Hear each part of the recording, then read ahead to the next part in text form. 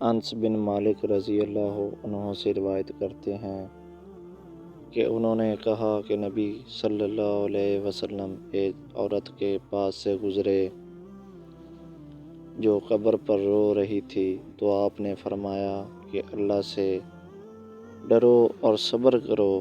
عورت نے کہا کہ دور ہو جا، تجھے وہ مصیبت نہیں پہنچی جو مجھے پہنچی ہے، اور نہ تو اس مصیبت کو جانتا ہے، اس نے آپ کو پہچانا نہیں۔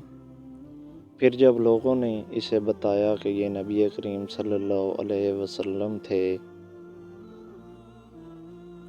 تو وہ گھبرا کر نبی صلی اللہ علیہ وسلم کے دروازے کے پاس آئی اور وہاں دربان نہ پائے اور عرض کیا کہ میں نے آپ کو پہچانا نہ تھا۔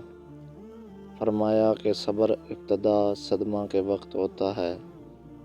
صحیح بخاری، حدیث نمبر 1283۔